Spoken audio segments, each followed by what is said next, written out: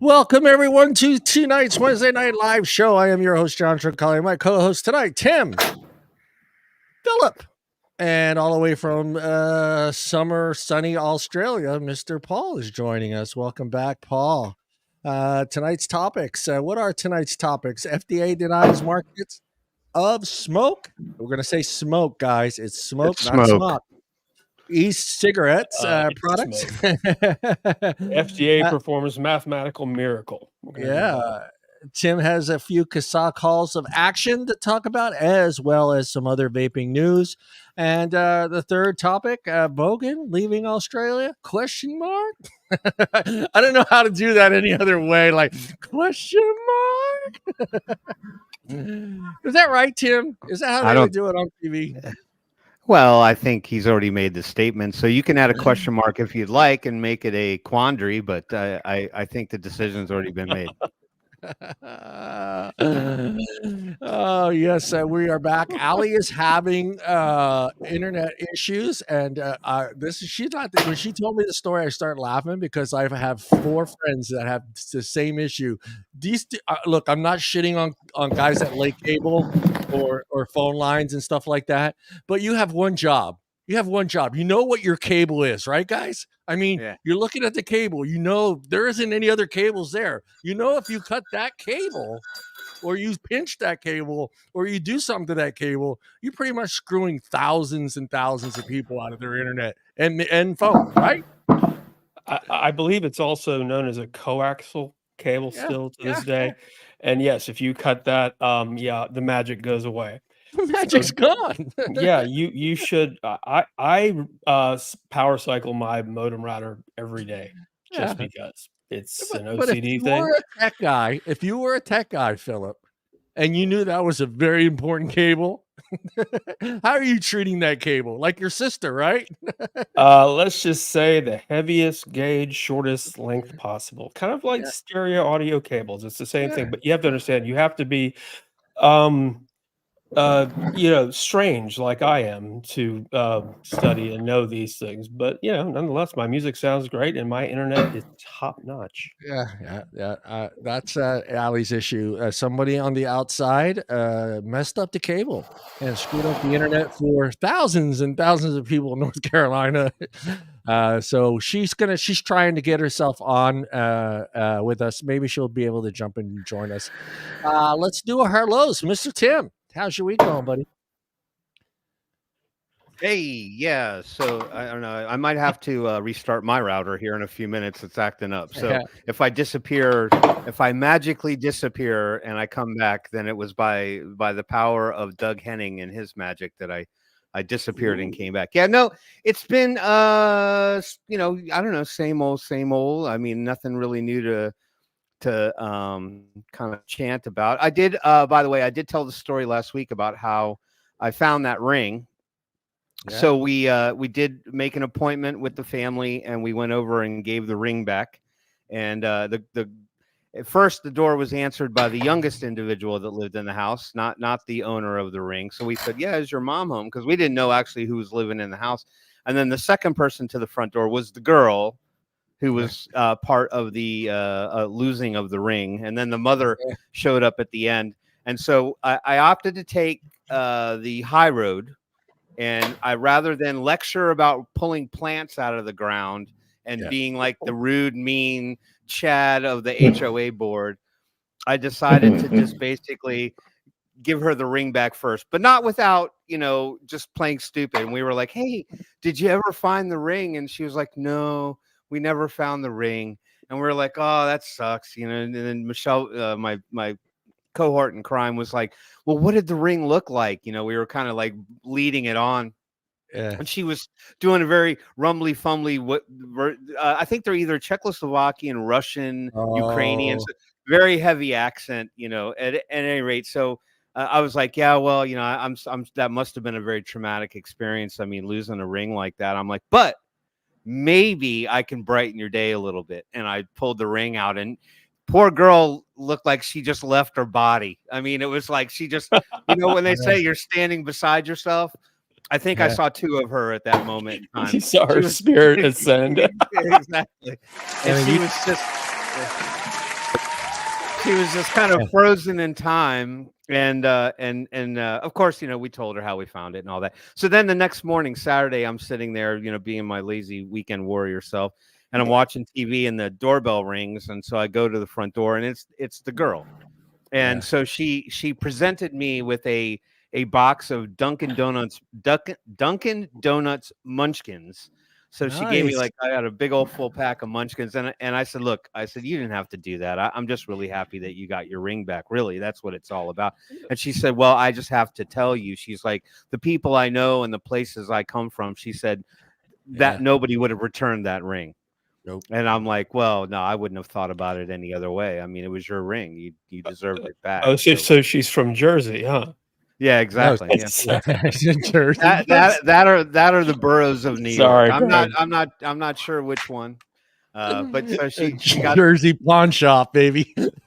She's like, places I'm from, they would never ever do that. I'm like, and this is the Jersey pawn shop guy. I don't know, man. I'll give you $50 for it. $50. Yeah. So, but I think the interesting part was, I'll never know what happened in this particular instance is during the conversation about, you know, did you find the ring? What happened? That kind of thing. She's like, oh no, we ordered another one because they had a warranty on the original one. So I don't know if they're actually going to come into possession of another ring which was easily probably like a $5,000 ring. It's starting to sound like an insurance scam. A little scammy from the checks. It could be, but anyway, I can tell you this much: she did not have the replacement ring at the time I returned that one, because there was nothing on her finger, and she put it on her finger, so she did not have the replacement ring. So anyway, you're a good guy. You're a good guy, Tim. You're a great guy, Tim. We all know this. Thank you for being the best guy among us. Fantastic human beings. I thought about taking it to Jersey though first. Yeah. Hey, Greg knows a guy who knows a guy who'll hawk that thing. I know a guy. I know a guy out there in Georgia. but this must have been a valuable item for it to actually carry a warranty actually, there are a lot of things that aren't worth anything that carry strange warranties. Well, I guess here. All right. So you all put yourself in the position of being a jewelry distributor, a ring, a diamond distributor, a gemologist. A gemologist, whatever they call those, the people that wear the loop. So if I call you, Philip, and I go, hey, I've got a warranty on this ring, and let's just say, for the sake of argument, it's a $30,000 ring. All right, 5-carat diamond, and I said, hey, we lost it, or whatever story they decide to tell about what happened to this ring. I can't imagine that. Yes. So I bought a $30,000 ring from you, and I purchased a warranty along with the purchase of the ring. I don't know what the terms of that warranty could possibly be, but apparently one of them is, if something happens to the ring, I can call you and request another one.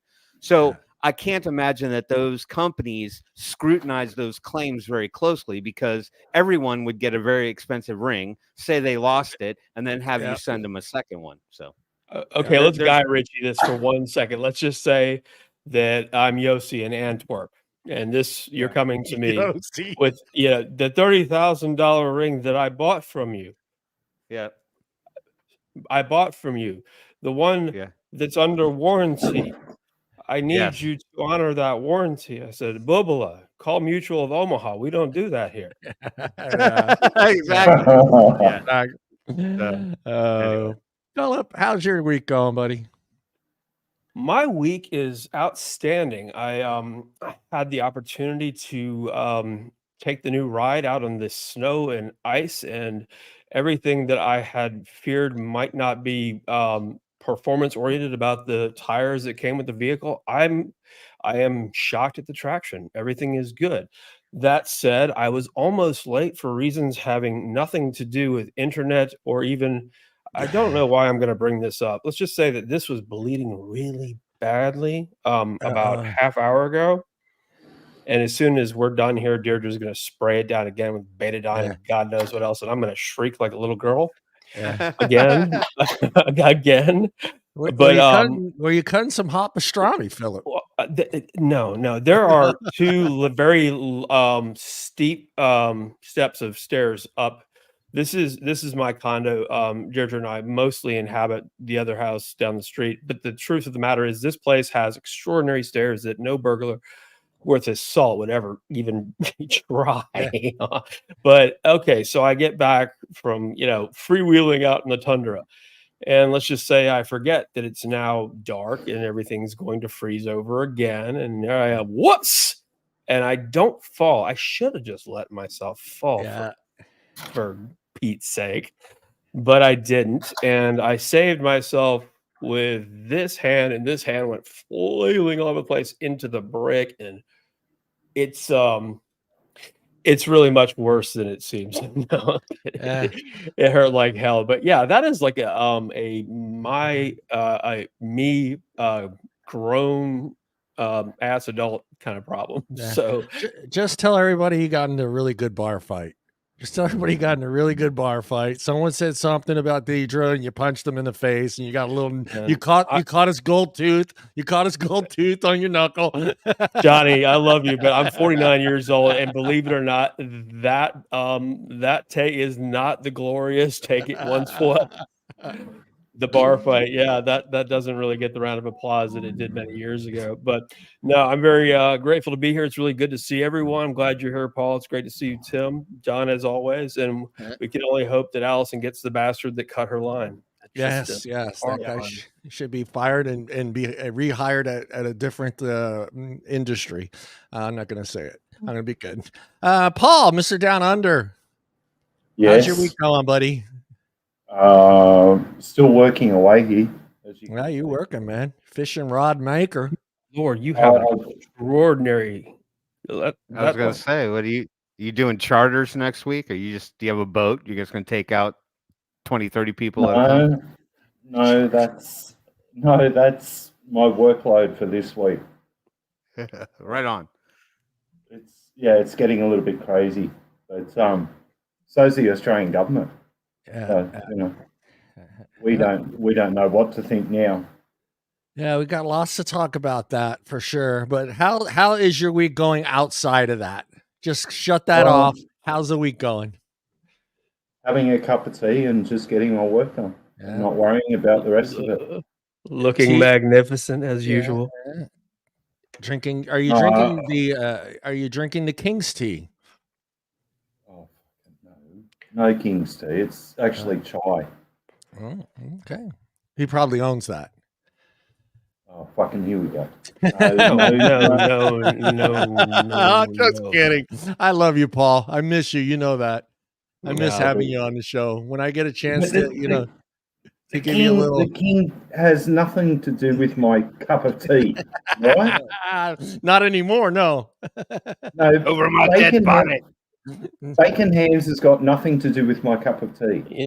I've always been befuddled by your instant rage at any mention of the royal family, but you know what? After a bit of research and enough, understanding, you're justified. Yeah, he is. 100%, man. I don't get pissed off about much these days, but that. Well, we can always talk about the indigenous inhabitants of Australia there too, and this is a very long list of grievances. All right. No, let's not go into that one. Have a fun show. That's for another show. I'm going to swing back up to Mr. Timmy. Timmy's going to say hello to everybody in the chat with his new music. Okay, what?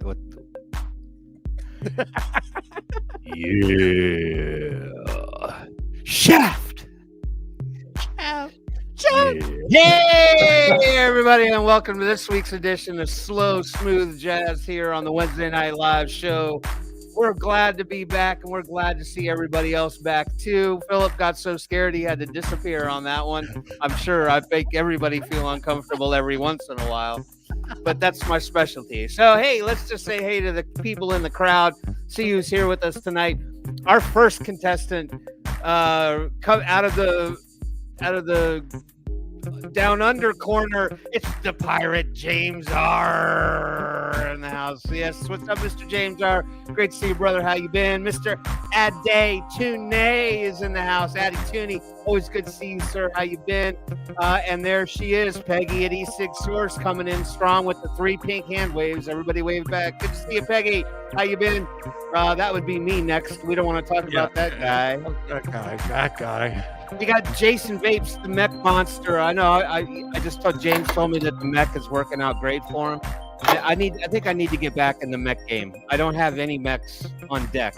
They're upstairs in a box, and they're all clones from I think the year 1943. So they might be a little outdated, but I'm sure they still work. Who else? We got Jeffrey Zamora in the house. Good to see you, Mr. Jeffrey Zamora.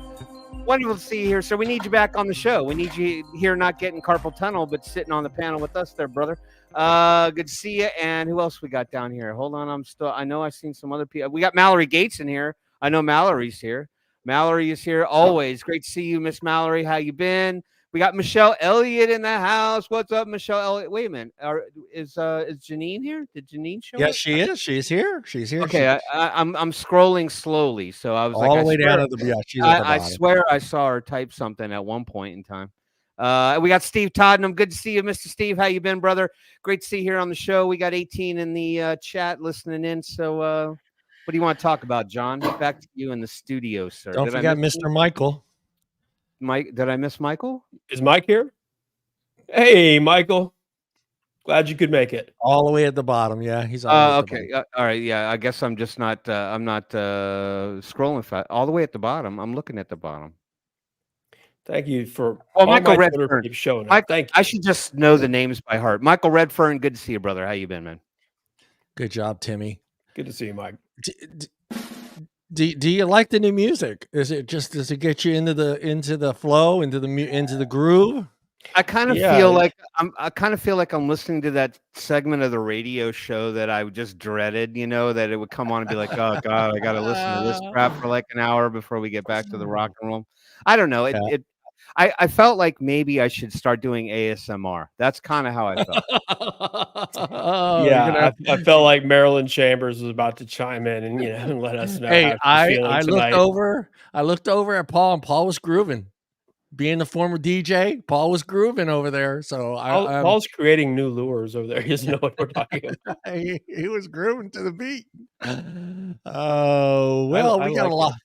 Got a lot to talk about. I tried very hard. Everybody is very busy, and I kind of waited till the last minute this morning to try to get a lawyer on the show. I felt like with what took place yesterday that I had some answers that I'm not sure. I was talking to Tim. I'm not sure that we know the answers to these questions. But a lot going on. The FDA saying no to smoke, and having them, I think, what did they have? 30 days, correct? They have 30 days to move all that stock off the shelves. I believe that's right. Yes. It's not going to happen, man. There's no way in the world. China, obviously, they're just going to give them the middle finger and go, really? Wake up. Well, I'm thinking, I'm thinking that they're going to be able to, I think financially they'll be able to put up a fight. And I was, kind of thinking to myself, I think we'll probably see the standard fare where they'll take them to court and they'll get a ruling with a stay or an injunction of something that buys them more time so they can actually put together a real case. But I think Smoke probably has the money in the tank to ride it a little bit deeper than say some others who don't have that kind of coin. What were you going to say, Paul? Philip, what were you going to say, Philip? Oh no! For the first time in the history of my being on this show, I'm going to go ahead and say yes, please sue and Secondly, please sue. I think that you're correct. 30 days is the amount of time that they have to file an appeal of the decision, and from that time, they are afforded, like Tim said, the opportunity to devise a legal strategy. And in this case, just the decision. I mean, arbitrary has a brand new meaning every single time the FDA issues an MDO. Yeah. This one was particularly, yeah, it's appalling. It really is. Yeah, I mean, I love this saying. It's based on public health standards that consider risk and benefits of a product to the population as a whole. I mean, how did they justify this by those terms on an open system that has nothing in it? There's nothing in these. Yeah, because it falls under intent of what you're actually going to use. Yeah. Falls under intent of what you're actually going to use in it. But I can see this like sitting, and I'm going to get my crystal ball out right now. Yeah, get it out.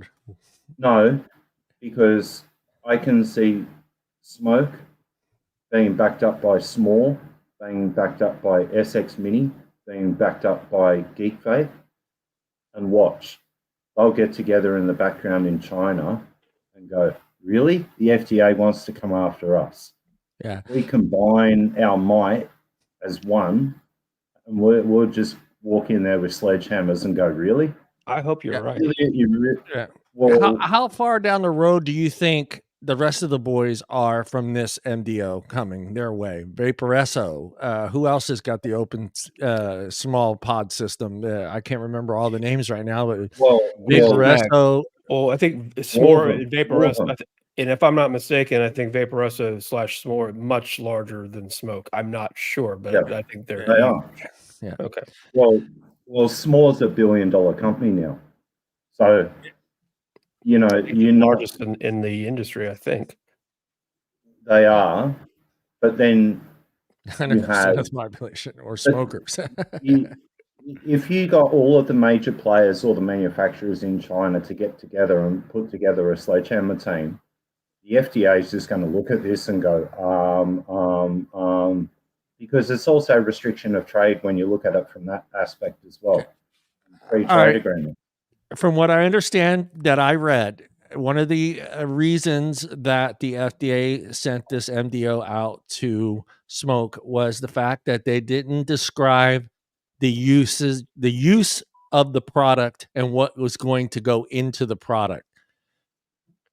Supposedly, I mean, I don't have it. I don't have it in front of me. I don't have what their PTMA look like, but I guess that is important to be in there, what the product's going to be used and what goes into the product. And I guess they forgot to put that in there. I'm not sure.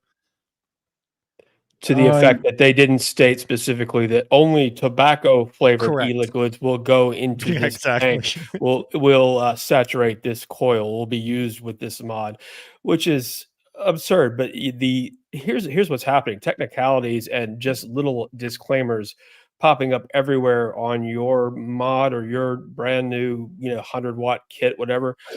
There's a reason for these. Like you can't buy a pod from UL without there being a caution, this, that, and the other on every single part of the box. And it's not them. It's idiotic, truly senseless decisions like this that are, creating a world in which they can't actually sell a product without, preparing for every possible eventuality, which is not a world that you can do commerce in, let alone, promote harm reduction. It's ridiculous. And this is just, I never thought I would be rooting for SMOK to sue the FDA. And yet here we are. It's just a waste of everyone's time. And we should be talking about helping smokers quit smoking. I mean, really, it's just. Tim, your thoughts, terrible. Timmy?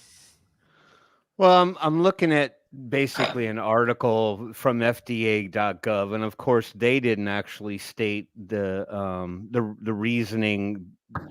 I can read what their second paragraph said, and it's PMTA, not PTMA. Yeah, I know. I said it. So it says the denied smoke e-cigarette products are not sold with an e-liquid. A consumer instead adds their separately purchased e-liquid into the device.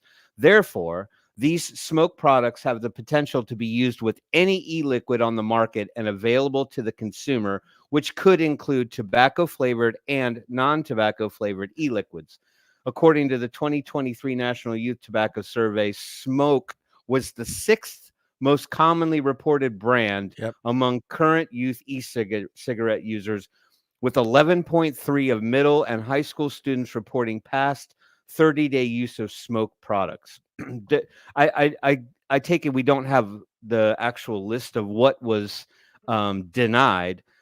Does anyone know if the denials were more across the board in terms of their smaller pocketable AIO pod mod type devices that are have refillable cartridges, or were they going after like the mods and tank stuff that they do? No, the list is there, and they're all smaller devices. They're all pod style systems, but some of the ones that are on there are the first and second generation of what they created a couple of years ago. So it shows straight out how long that PMTA has actually been in the system for. All right, I have the list now. Yeah. Some of it's first and second generation pod systems. Which, so it's like everything, the RPM, the Nord, the SCAR, the SCAR, the PAS, the NFIX. I've never heard of that one. The NFIX and the OSUB, the RPM. You're right. So all of the pod mod type stuff. And they killed their atomizers too. So all the coils. So the 0.4 mesh atomizer, the 0.16, and all the cartridges that go along with the devices themselves. But just thinking about things out loud, right? It seems natural that those would be the targeted items from those product makers, because those are the things that are presumed or seen as the stealthier ones, the ones that are easily more palmed or pocketed or put in a book bag or something like that. And I think that, and I'm not saying it's right, I'm just saying I'm not shocked that it's those, but you're not seeing like the mag type stuff getting axed, right? So because the kids don't want that stuff. They don't want these big clunky devices that aren't easy to hide in a bathroom or have in their hand or their pocket when they're, going from one class to another or hanging out in the park or whatever. So, it's a shame all across the board. But my impression would be that Smoke's got some money in the tank that they can use to their advantage to try to push the FDA around a little bit. And Jeffrey Zamora, I'll answer your question. It was a number of years ago, and SMOK actually gave money to VTA. That's who they donated to. It was $500,000. Back in the day, that's a long time ago, but I remember that. There was a number of them when there was a group that went to China trying to get VTA to a point. And Smoke was definitely one on that list. Aspire was on that list too. They didn't ask for promotion either. Yeah. So let's be honest here. Yeah, I'm not going to try to even pretend their next move, and I'm not sure how much what they can do as a Chinese company, manufacturing in China and selling here in the U.S. I mean, I don't know. See, that's the thing. I mean, what technically is their next move, being a company from not the U.S., and that's where I'm lost. It's like, okay, what's next for them? What can they do? Right. Well, I think a lot of that probably is relevant to the type of relationship that, say, the current administration would have with China in terms of trade back and forth. I mean, it's no secret that a lot of the products that most of us buy, and more importantly, probably due to cost, right? I mean, if you can get something that's made from China that's a bit of a knockoff, or something that's I mean, look at Amazon any day of the week. You want one of those cool little magnetic, Fantic screwdriver sets with the drill bits and all that stuff. I mean, you're not going to go get a Milwaukee or a Makita because you're going to pay tenfold for their product when you can go and get some, sideways Chinese version, and they work, relatively just as well. Yeah. Now, I know what you're saying, Jason, but I'm sure this is a large market for SMOK, and I'm sure this is a market they don't want to lose. And some sort of fight. I'm hoping they put up some sort of fight and not just say, okay, well, we'll just move on and sell our product in the UK and elsewhere that it's acceptable. And I mean, that's what I'm fearing is eventually some of these companies are going to go, okay, this fight's not worth it. We're done. We got a larger market in the UK. Let's focus on that. Let's focus on the where we can sell our product. And then, or like somebody wrote, I don't know who wrote it, but yeah, we've seen that before where they just changed the name of the company. That's not going to fly no more, guys. No, I think SMOK's going to probably keep SMOK. But one of the things that they're going to be looking at are the recent successes that other companies have had in the circuit courts here. That was a big one recently, with Vape-Tasia, etc.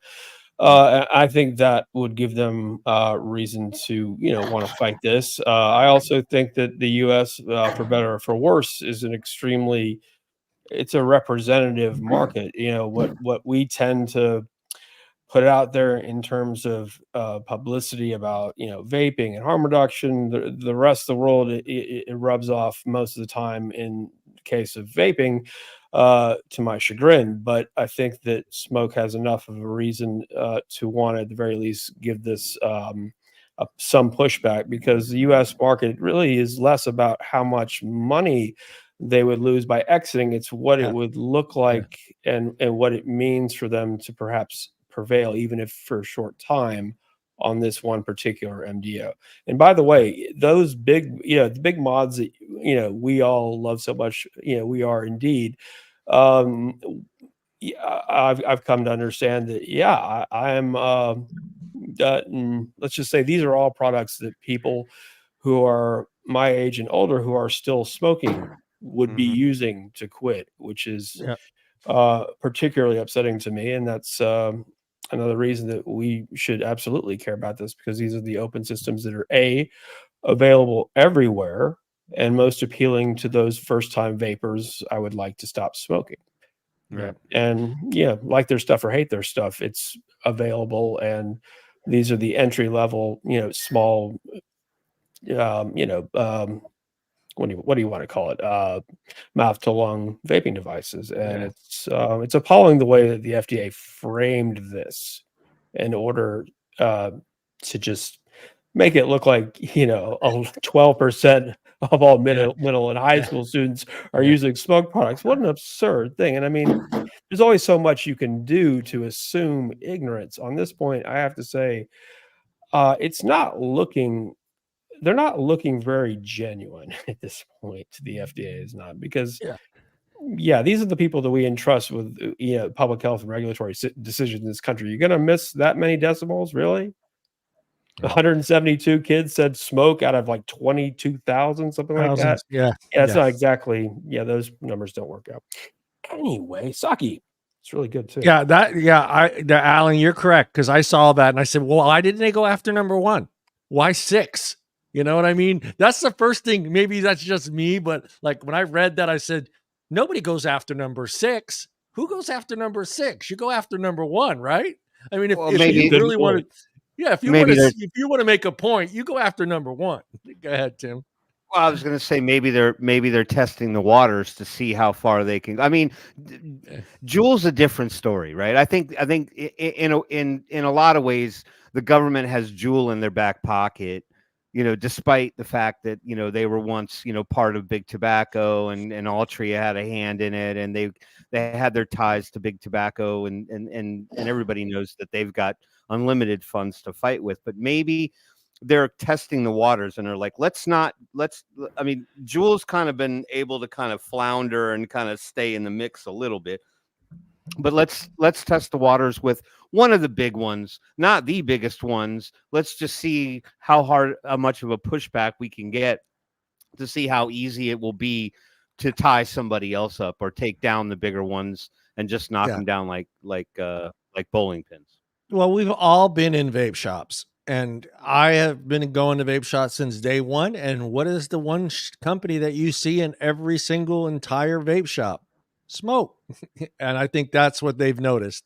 I mean, you can walk into any shop in the United States, you're going to see several smoke products that are on display there, whether it's a mod or a pod system or whatever else they're putting out. Yeah, they're everywhere. They're everywhere. So I always, there are 18 different versions of the Novo these days. Yeah. And all their coils are backward compatible, I think, at least. So there's something to be said for that. Love them or hate them, yes, they are available everywhere. And I have absolutely no love for especially smoked, small pods, but people who love them, and they are available everywhere to those people who aren't interested in grabbing the latest, the Views or the Blue, or who want to use their own liquid. And this is just, frankly, it would have made more sense if they had gone after their 220 watt, mag mods or whatever. This is the product that people who want to transition to a less harmful form of nicotine are going to start with. Either that, or, well, guess what? You just sold at least, let's say 500 million more units of this shit. So well done. Well, yeah. Ever since the what happened? We lost Tim. I know Tim was having issues with his internet, and he's going to reset his router. No, I noticed right in the beginning. Once they came out with the what was it called, Paul? The Alien, right? Yeah, the Alien. The Alien changed the whole market. No, they changed the market with the Alien for two reasons. It was the first proper side fire that was commercially available. It felt really good in the hand. Second, it was available everywhere around the world, and it was one of the very first mods that came out in different colors. So it could go matchy with whatever you were working with at the time.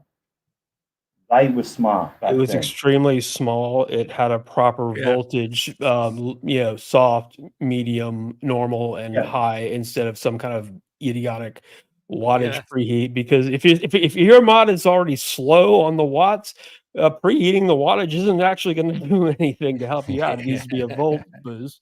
But more than anything, I remember buying that like the day it came out from my friend's shop, and you know what? It was a really, really solid, not earth shattering. Let's just say we're not comparing to DNAs or any of that crap. We're talking about what they had made prior. It was an extraordinary step forward. It was easy to use. It had all the options that you want. A big screen, and it was, I said, petite by standards back then. It did change a lot of things. And I give them credit for that. What happened after, I can't blame them. Jeffrey, everybody. Yeah, you're right. No, it went downhill quick, Philip. It went downhill quick for that mod. They started having handle issues, firing issues, door issues, and then of course you couldn't keep up with the different coils version. Whatever, the VT24, the VT26. The only time I ever buy a second version of anything from Smoke is when I'm having to kind of get someone I don't particularly like a gift. And a TF-V8.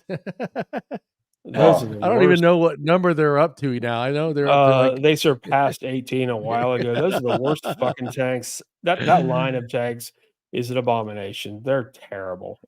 I mean, they're just flavor-wise, everything. All right, I have a question for you guys, and I know not every single government agency does this, but do you feel like Brian King should step up, have some sort of press conference, and be held accountable for something that's going on when you make a big change like this, whether it's vaping or any other thing that goes through the FDA? I find it funny that he never, or not just him, whoever is in charge at that time, never really has to face the media and explain their actions. And I wonder, why not? Why wouldn't they be? They're in charge of our public health. They're in charge of everything that we consume in our bodies, whether it's food or medicine, correct? And yet they are always in the background. They're never, I can't think of the last time I've seen the FDA commissioner or Brian King or anybody from any department on the news.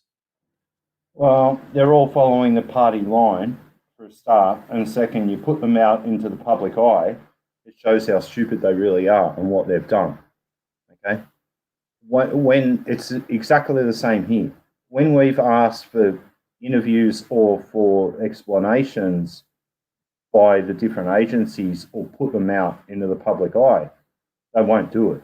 They're following the party line and being told what they can and what they can't say behind the scenes.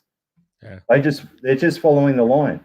They've got no recourse. Period. Yeah. Nothing.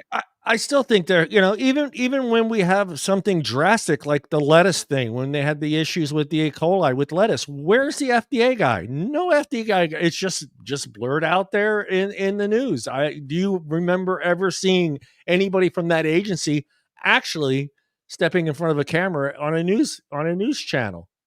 But, okay. USDA, I think, isn't it? Yeah, but that has to do with agriculture. That's it's not. Well, you know what I'm saying. I'm just saying any of those departments. You're saying the person who runs the department should be held accountable. Yes, I agree. And the fact that Greg received a response, Greg wrote the FDA immediately saying this number looks intentionally misleading. The actual number of total students that responded to your behavioral risk survey is actually 0.87 percent total, or 11 point whatever percent of those that are currently vaping, which in total is an absurdly low number of current vapors. I mean, let's just say it made it sound like every middle and high school student was grabbing a Nord, and it was their press release was ridiculously misleading, because no one, the fact that we understand what current versus frequent versus daily use means is that's a real exception. And their response to Greg's letter on behalf of AVM was basically saying, I appreciate your advice and I know what you're saying, but I'm going to ignore you. We might think about taking your remarks into consideration next time we decide to just completely and totally obscure the facts of what's going on here. And I don't know what is, in this case, I don't know what would have been better. No response, or that response, or worse. But yeah, it's very hard to, I try very hard to believe that there are people who are making poor decisions that are born of incompetence, not of actual intent to deceit. But it's getting harder to do that with each MDO. Yeah. I mean, I like I said, I haven't seen it. I don't know what they get. Do they get a response from the FDA in detail explaining why they failed to get? And see, that's the other thing that I don't understand. They do. They get a whole swag of documents that we don't get to see. But I would actually like to see parts of that PMTA, because I know of at least 3 other hardware manufacturers that do have PMTAs in. And I'm just starting to wonder now who the next one is on the chopping block. Because they will go after them, but in what way? Yeah. Their arguments are stupid, put it that way. Go ahead, Tim. No, I was going to say, I mean, unfortunately, when we see the reporting that comes back, they just state the very vanilla response, and that is that they, that the PMTA documents did not provide sufficient evidence, but we never get to see what the evidence is versus the argument. And I mean, I know earlier you guys were saying that maybe they didn't, maybe it was a joke, but maybe they didn't state exactly what types of liquids we're going to go into that. But I mean, I think the FDA is no idiot. I mean, they know that the systems are designed to be open to using whatever applicable liquid that you choose to use in those. But again, I mean, if you talk about the argument regarding kids using these devices, I mean, the device is one thing, but the device is of no use to anyone unless the kid can actually get the liquid that it takes to get to put in the device, right? Yeah. So Exactly. where in heaven's name are they acquiring that? And I can tell you this much: I'm pretty confident that in most, we know where they're getting it from. Let's be realistic. They're getting it through back channels or through their friends or through their family members or illegally through school and out of somebody's backpack or something like that. But I'm just saying, when you talk about the commercial market, like if a kid was out on the street and he's like, hey, I've got this really cool little smoke device now I need some stuff to go in it. They're not getting it from a vape shop. And the convenience stores are like, the Quick Trips and the 7-Elevens and the Circle K's of the world don't have 100 ml bottles of liquid sitting on the shelf behind them. I mean, all they've got are the jewels and the little things that, and they have to permeate the IDing phase in order to get to that product in the first place. So I just think the whole argument is kind of stupid. Like, I can understand why you went after the small devices, but you have to consider the sourcing, the usage of the device. That youth needs to get the liquids to fill it up. So where are they getting that from? Tell us where they're getting that from. And let's make a correlation. Yeah, I had a friend of mine who's in the medical field when we were talking about this yesterday, and he started laughing. He says, well, basically, this is a piece of hardware. I was trying to explain. He has no clue. And he's like, basically, this is a piece of hardware, right? And you need this hardware to vape. And I was like, yeah. He goes, well, that would also apply to a pill cutter. And I didn't think about this. He goes, the pill cutter is useless without the pills. And kind of like what Tim was just saying. And I was like, you could cut aspirin with it, sure. But you can also pill box. Yeah.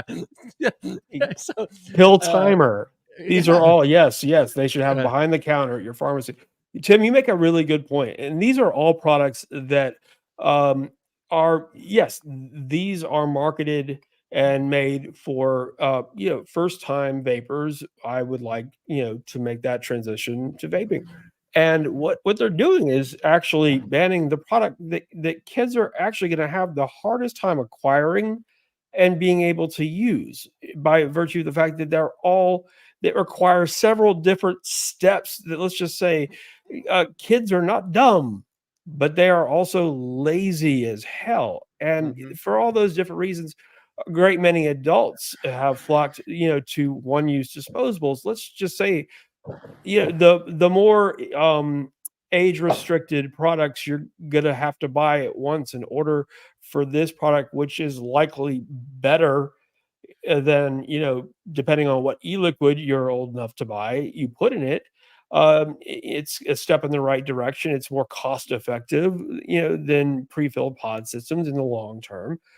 And I don't know if the FDA is aware that they're banning products that are less likely to fall in the hands of kids by accident, and it's more difficult for them to maintain any sort of passionate dependency using that product. So I don't see a whole lot of rhyme or reason to this decision. And Tim, you pointed that out very eloquently.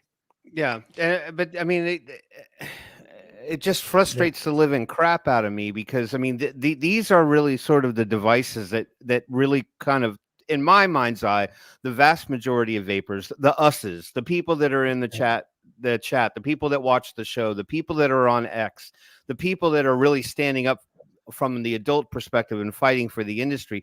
This is sort of like the line that starts to get crossed when you really are walking into our territory, right? You're using the youth argument to breach the products that, we're pretty confident those kids are less likely to use or less likely to be enamored with in terms of their everyday kind of like, I'm just being a kid and I'm defying everybody's products. It does set the stage for, God forbid, like, you know, Jason vapes his mech device. You know what I mean? Like you're setting the stage to take that shit away. And I can guarantee you that there's probably very few, if hardly any, of these kids that have any experience with a mech or any experience or the tolerance to make a coil or wick a device or, you know, for God's sakes, use a calculator to determine Ohm's law and what yeah. They don't teach that. Yeah. What's my safety measure at this point? You know, are these the right batteries for that device when I'm trying to run a sub-ohm coil? You know, I'm trying to like sub-ohm too. I'm not trying to just be like safety in the 0.15, 12, 0.10 range. I'm going like 0.008. You know, I want 800 watts of power. You know, I mean, they're not talking like that. No. This is for Janine.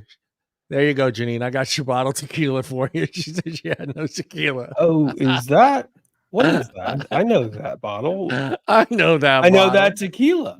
Yeah. I thought that was just some fancy shampoo bottle. No, that's some good ass tequila. No, I mean it's good. It's good. It's not like an extra añejo or anything, but it's good. I think it's made by Don Julio, isn't it? Or maybe not. Know. I stole it. I stole the. I think it's actually a reposado. Sorry, I need to stop talking. So I had to. So no, I mean going back to it, I'm just saying, like, Addy brings up a really good point, right? I mean, he said youth drinking is okay because alcohol tax makes governments billions. Okay, so let's test that logic, right? So we know that alcohol is not entirely impossible for kids to get their hands on. God forsakes, we were drinking Bartles and James coolers when we were like 17 years old when we shouldn't have been. But my point is that, you know, the government has their hands thick into collecting off of the sin taxes that are out there, right? So cigarettes, alcohol, the things that they've got their hands firm on. Like, why would they not want to just be part of grabbing the fruits of labor from the vaping industry too, in terms of that revenue, those taxes that could come in from people buying those products? I don't understand why they're so well, I guess I understand, but I'm just saying it just seems so interesting to me that they're so, let's get rid of it. Let's not collect any money off of this thing that is basically train wrecking smoking. I don't understand. Me either, Timmy. That's why I wanted a lawyer tonight. I still can't get anyone to give me a meaningful definition of or an equation to calculate user fees based on any sales, that anything. But it made a lot of sense what Matthew Salter said about how. Anyway, you're right. Yeah, look, I don't want to see Brian King on a major network explaining his actions any more than any of us do, but I would like to see him come up there and explain his fucking actions and have some people second guess his decisions. And I think he should be held accountable for. He's making some changes to public health. He's taking away a product that is working for millions and millions of people in this country, and he's not being held accountable for it. His actions, or his department accountable for their actions. And I think there should be some sort of public forum that people can see this and see what's going on, instead of, you know, just keeping it within our inner circle and their inner circle. I actually have a prediction and something to consider. There's a real, I mean, not a, let's just say there's a real possibility that they don't have a clue what these products are, how they're used, or whether or not anything about them is important. They saw an opportunity to get rid of something that had a higher incidence of yeses on the survey. They used numbers that were blatantly confusing to do it. But more than anything, I think Brian King will make any effort to stay away from a live Q&A about anything to do, especially with a decision like this, because I don't actually think he has a clue as to what it is that he's taking off the market, especially in this instance. Yeah, I was really surprised he did the thing with Greg and Allie. I was really surprised that he took the time to do that. But I think he also knew that it was going to stay within the echo chamber and wasn't going to get out there in the big media. Nobody picked up that story that Brian King actually sat down with Greg Connolly and Allison. Nobody. That story was nowhere to be found unless you were a vapor or parents with against vaping, or you know, that's they kept it in our little chamber, and I can see why he would do it. But you're right. I don't see him saying, "Hey, yeah, I'll sit down with Fox and friends in the morning and discuss this." Hell no. No, I'm saying he's not ever going to voluntarily. I mean, if held by by law to do this, he might. But outside of that, he is never going to get up and speak to these issues because he doesn't understand them. He's literally just doing what he may very well believe to be right, by virtue of his title. But the fact is that his let's just say his seat is getting hotter every day. And I maintain that the Juul MDO did more to bring attention to the possible issues with the Center for Tobacco Products and their decision-making process than anything else to this date. And yes, I think that the fact that we were able to get him, to speak to Greg and Allison in that one interview, that was crucial. And I think that let's just say the time frame in which this is all happening, early days yet. And I really look forward to that RDA building fueled gray market. Yeah, sure. Yeah. Well, I can't remember for the life of me, but when Trump had to sit down, was there anyone there from the FDA? I cannot for the life of me remember. Yes, it was the who was it? Oh Lord. I do not, the FDA director was not there, but I do believe there were representatives from both CTP and the FDA. I'm not sure who it was though. You would have to ask. I can't remember for the life of me. I don't even know how to Google that. So a lot of people from the convenience store lobby there, I think.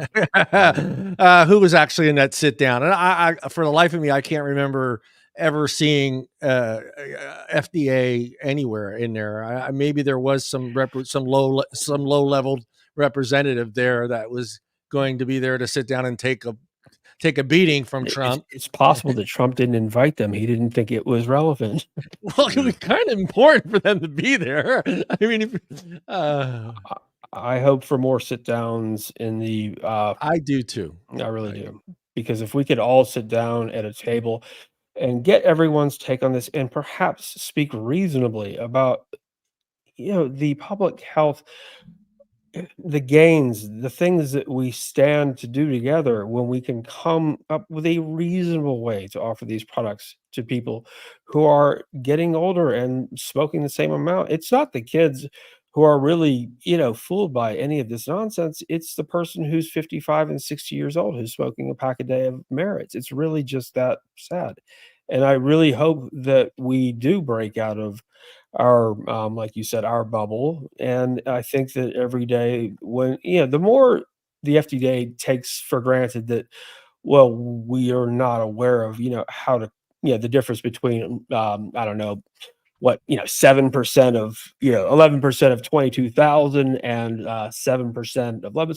Let's just say the more they mistake us as people who can't do basic arithmetic, let's just say the higher the likelihood that they will have to answer for what it is that they're doing and why, because you can't play stupid forever without someone eventually in a position of power saying why. Yeah, I just sort of feel like we're kind of like stuck in the wrong generation. We're in this transitional period, right, where we have to kind of wait out these, and I dare I say it because I'm getting close to that time frame, but I feel like we have to wait out this sort of like geezer wave where they're like there's people that are coming around in the next generational swing that it would be more open-minded to alternatives. And I'm not standing on some political soapbox. I'm just saying I feel like this current conglomerate of individuals that kind of resides at the top that can kind of like, push their weight around and kind of, use these idiotic arguments about youth epidemics and all this other stuff. I mean, yes, I think at one point there probably was, a bit of an upswing, kids being kids, doing stuff they shouldn't be doing. And I think now they're bored and tired of it, and it's just not as exciting anymore. And it's not something that they need to continue on in their lives and persist with this vaping thing, cool or not cool. But I just feel like the residual is this governmental body of people that are like one generation with sticks still stuck up their ass, and we just haven't gotten that generation that's a little bit more open-minded to alternatives and things, that being maybe a little bit more open-minded about who this is truly benefiting. And that's kind of like who we're stuck with, is just these a-holes who would, much rather be, recipients of big handouts and federal funding. Well, I think you're right about that. I also think that, a lot of people, at the very least, Dick Durbin has a history of, doing battle with, the tobacco companies back when they were absolutely wrong. At least his old ass has a legacy of being, anti-tobacco. I mean, at least there's that you can look at and come to some sort of understanding of who he is and why he holds these cherished beliefs, even if he's wrong. And then you have Raja Krishnamurthy. I cannot, if I misspelled your last name, Congressman, I apologize. That man is simply following Dick's instructions, and he doesn't. He's not old enough to have, fought in the great, big tobacco wars. And the Dick Durbins of this world, we can't do anything about that. I'm sorry. He's just going to continue moon howling until the day he's no longer able to howl, period. But what we can do is speak to those younger staffers. Like we've discovered, a lot of staffers for a lot of these anti-vaping politicians, well, a lot of them vape. Yeah. And yes, we should all never, ever stop calling, never, ever stop writing letters. Yeah, that's what it was. Alex Azar was there sitting next to Trump. Azar, you're right. Yeah, that's who was sitting next, and he's the United States Secretary of Health and Human Services. Oh, at that time, I think. And then he right? became the director of the Center for Tobacco Products. Wait. No, I'm sorry. I'm thinking Mitch Zeller. You're right. Azar is the one who's there, and you're correct about his title. Yeah. For a second, I thought Zeller was there. I'm like, no way he would have survived that. And they want me to spend $1. Bloomberg wants me to spend $1.99 to read the rest of the article. What do you think, boys? Should I send them the $2? No, Paul's shaking his head. No, Mr. Bloomberg will not get my $2. No, he will not get my. I sound like the kid from the movie. I want my $2. Oh, my $2. Sorry, man. I gotta go. My girlfriend dropped acid and hijacked a bus full of penguins. That is one of the great films. It's called Better Off Dead. It's one of the great films. Better Off Dead. Yeah. No one knows what I'm talking about when I quote. Our age. Yeah, it's got to be our age to get that. I could be having this monster eggnog my brother makes with lighter fluid. The picture that I have, it's Azar, and I don't even want to say his name, that was sitting to the right of Trump.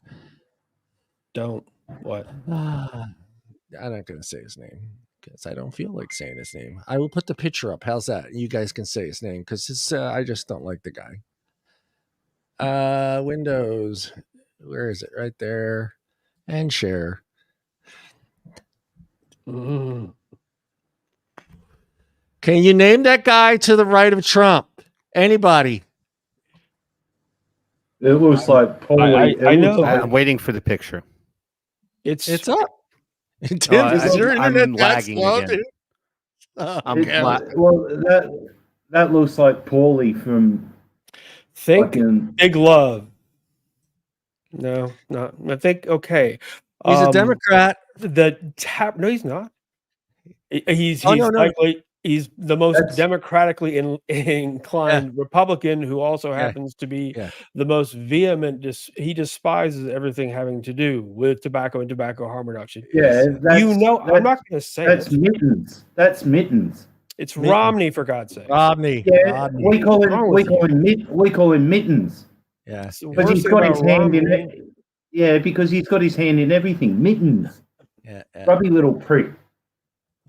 He could have actually been worth a damn if it were not his just complete and irrational hatred for everything nicotine and vaping. He actually had some decent political takes outside, but as soon as he opened his mouth about vaping, it's just And the leaders of the Campaign for Tobacco-Free Kids, the American Lung Associations, among the public health groups scheduled to attend. So it doesn't say anything else about who else was there. Altria CEO was there. Reynolds America President and Chief Commercial Officer Joe. I'm not going to try to say that last name. And the Juul CEO, Casey. I'm not going to even try to say that last name, plan to attend. So I don't see anything about anybody from the FDA being at that meeting, which is kind of funny. Well, I think what does that tell you? Yeah. I don't want to. This is a let's just say next to in between Azar and Romney was maybe the biggest problem of all. Sorry, but I think that one of the things that will always stick with me was Greg telling. I don't know. I can't be certain if he said it was Meredith Berkman, but I think Meredith Berkman was there. And when Greg was getting ready, when they had him in that room where they were getting ready to go in there to sit down and whatnot, he said to, I believe, Meredith Berkman of Parents Against Vaping, did you ever think you would be in the White House getting ready to sit down with the President of the United States?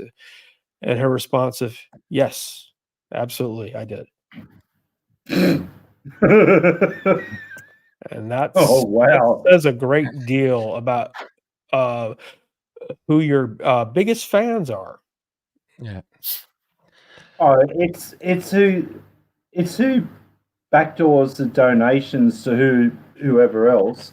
And Greg, if I'm not right about it being Meredith, if it was that other woman, please feel free to correct me. But I do know the exchange happened, and I just think, what a thing to say. I mean, absolutely zero humility, zero ability to even try to show a little humanity at that moment in time. She just looked right back at him and said, "Yes, always." Just what kind of a person puts that sort of?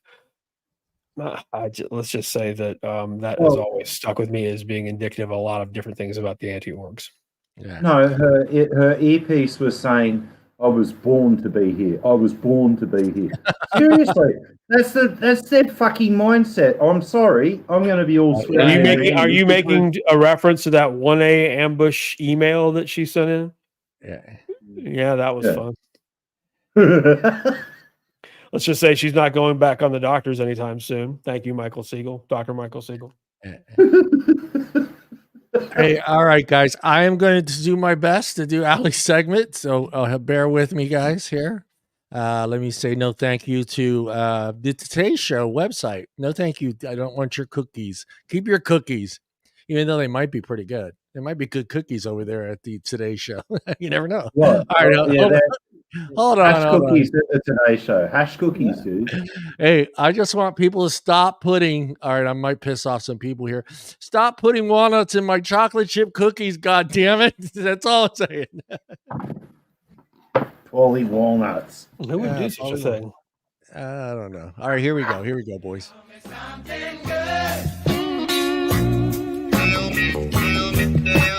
Tell me that you love me, yeah.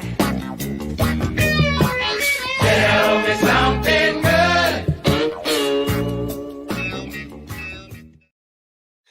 All right, I know I'm not as good looking as Allie, so I am going to do my best to tell you this story. Do I have to do it? You look marvelous. You look marvelous, darling. You Have I look told beautiful, you? buddy. Have Do I this told thing. You got this.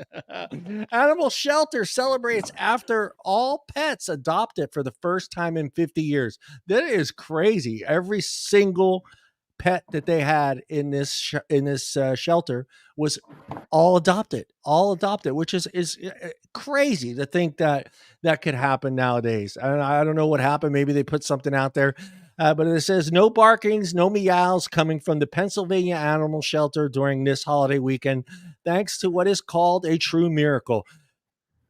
Now, all right, we all grew up with begging for pets, right? For Christmas. Who wanted a dog for Christmas? Raise their hand. We didn't get one. Why? Because we weren't going to take care of it. That's what I'm hoping that these animals don't end up. I'm taking a good story and shitting on it, but I'm just hoping these pets don't end up back at the shelter after 2 weeks when they realize they can't handle them. So I hope it doesn't happen. For all the kids out there, you don't want a blue and gold macaw, okay? After like 10 years and you go to college and there's no one there to play with it, it's going to bite, and it has every right to. So just, get that cat, get a pup, get a hamster. Get a ferret. No, I'm kidding.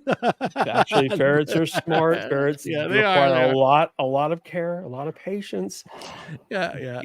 The link to this article is in the chat. So let me get it. For the first time in 47 years, Adams County SPCA kennels are empty because all of its animals have been adopted and strays have been reunited with their families. The organization shared in a Facebook post. And it's just that they're all standing in. I can't show up because it's today, but they're all standing in a hallway with the doors open, and all the animals are gone. So are they jobless, Philip? Are they officially jobless then?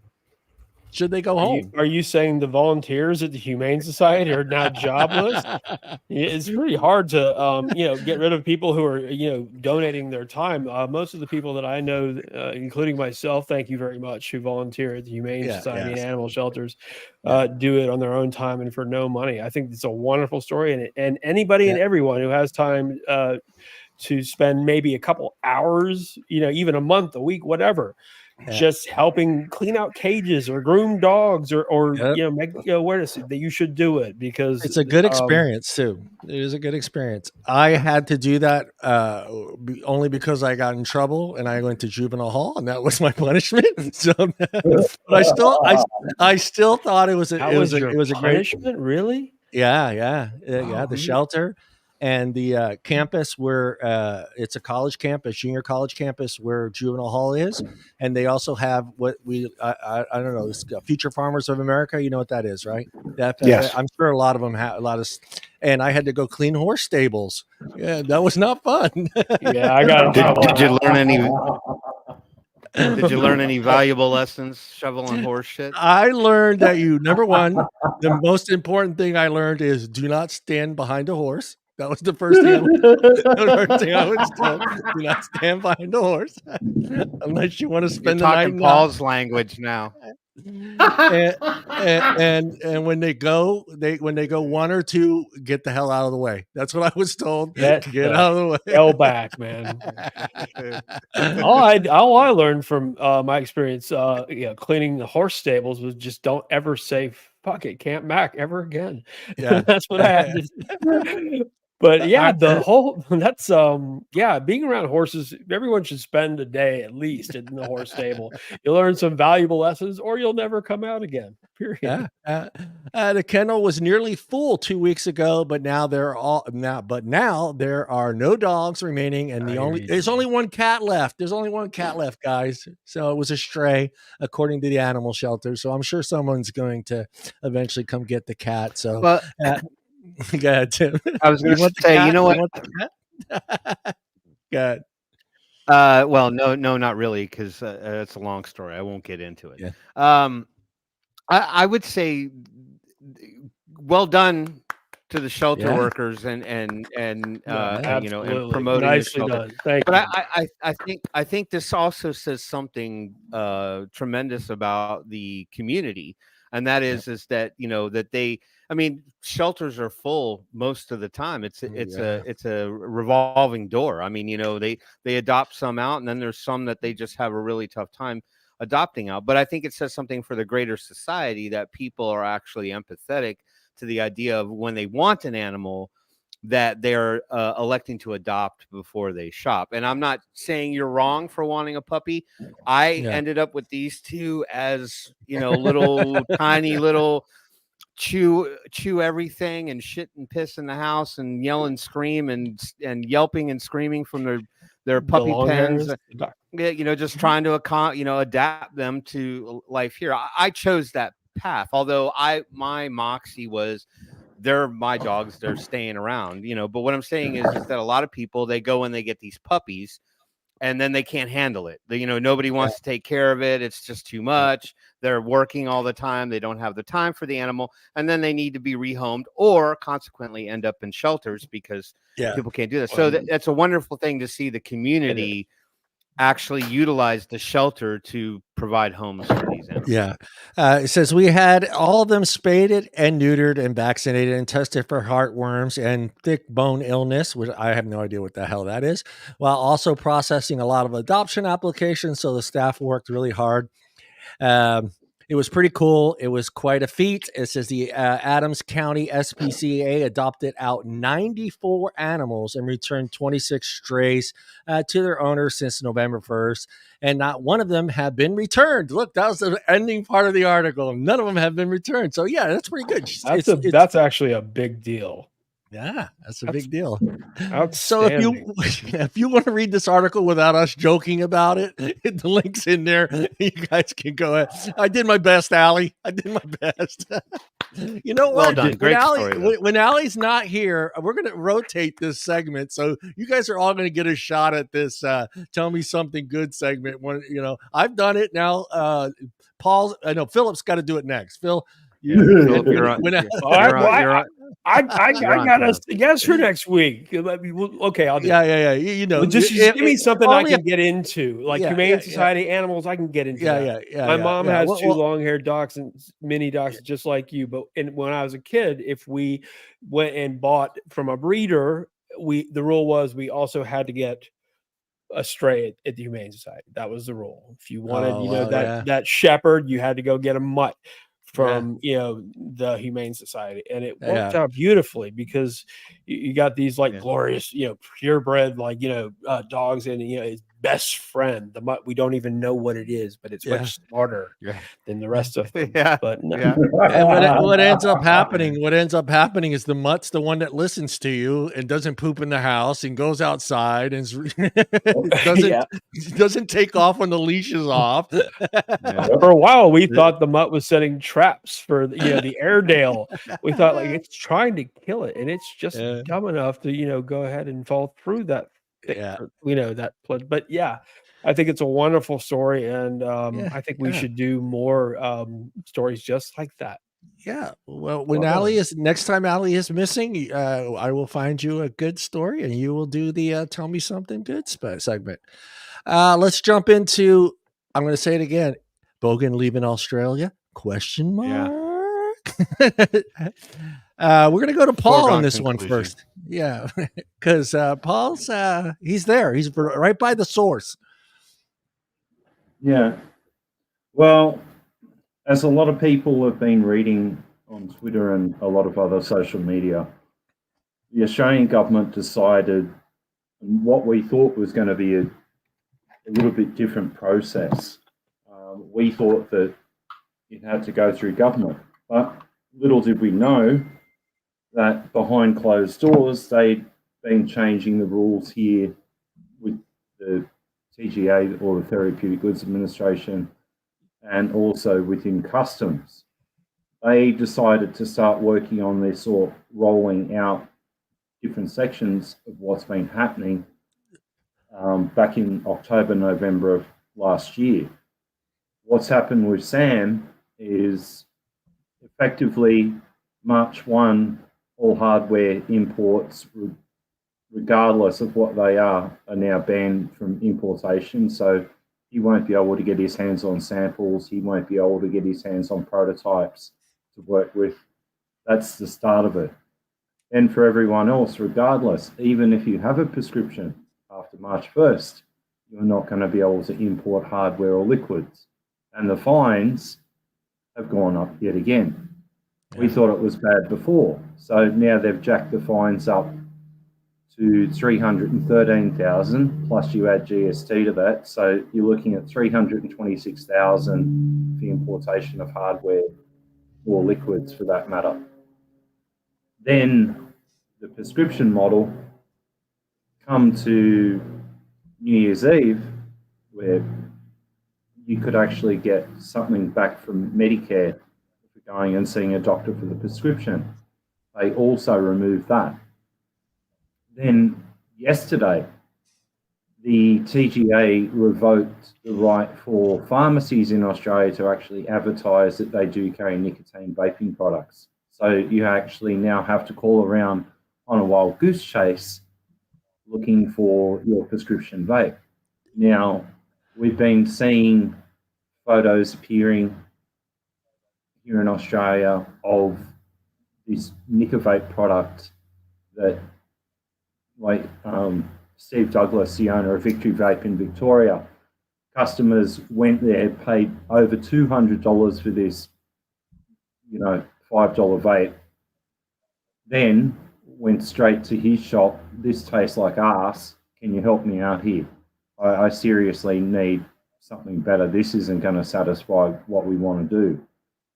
Then on top of it, in the wording or in the lecture that they put together yesterday with the TGA, all flavors are also going to be banned. All you're going to be able to get is either mint or tobacco. And on top of that, you'll have to then buy your vaping devices, being pod systems only, straight through a pharmacy. Now, our questions for this are, who is going to educate the pharmacists? Who is going to help navigate through the problems with devices? Do they understand battery safety? Do they understand Ohm's law? Do they understand anything about what we do? Now, Steve Douglas just posted on Twitter that yesterday, 13 vape shops in Australia shut down instantly because of these new rules. Yeah. Like legitimate vape stores, gone instantly. And the other problem is later this year, they're also going to shut down local manufacturing of liquids. I know one company, Clouded Visions, over in Western Australia, who has a massive facility and it was purpose-built just for creating e-liquid. And there'd be no change out of 3 million Australian dollars setting up that facility. They're now gone. They're shutting down all local manufacturing as well. Yeah. It's completely off its head here. And as of the 1st of March, everyone around the world, welcome to Prohibition. You're seeing it first and foremost here in Australia. Whatever the fuck you do around the world, please don't implement the prescription model, because we've seen it fail very badly up until now. Second to that, they can't give us any indication whether or not any of these laws can be repealed. Yeah. We don't know. We don't know any of this yet. Yeah. Oh, hold on. The article that I have I posted in the chat, I think it's from the Daily Mail that did the piece on Bogan. So if you guys want to read that, that's where you'll find it. And it's kind of a sad thing. It's something that he's loved doing, and he's helped a lot of people. And I mean, he's going to leave, his mother and father, right, are still in Australia. He's going to have to move out to Australia to continue to do what he loves doing, and to put, let's be honest, put food on the table and a roof over your head. So, he is lucky. He is lucky in some aspects of that, because his wife is also a dual citizen of the UK, but it goes to the fact that his whole livelihood and everything that a number of us here in Australia that have actually helped Sam build over the years is effectively now gone. Yeah. And that's 10 years of, and I'd really like to get a number on this. I'd really like to find out, and Sam doesn't know, how many smokers he has actually helped transition. Oh, to a God. safer alternative. Having only met Sam for the first time recently, I can absolutely attest to the fact that he's a really decent human being, and B, he's probably helped a lot more smokers transition than even he thinks. It hurts that much more that he's having to consider these drastic measures, knowing that he is a really a good person, and I wish him all the very best. And I think that Hey Pippa, Pippa's also here in Australia, and Yep. it's hard to fathom how this is all played out.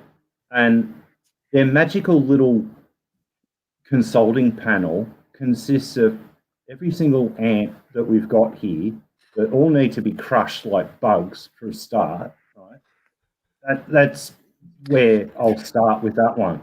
But second to that, they're on this junket around the world trying to sell the prescription model A to the United States, B to Canada, C to Scotland, D to the UK, and it's becoming an absolute joke.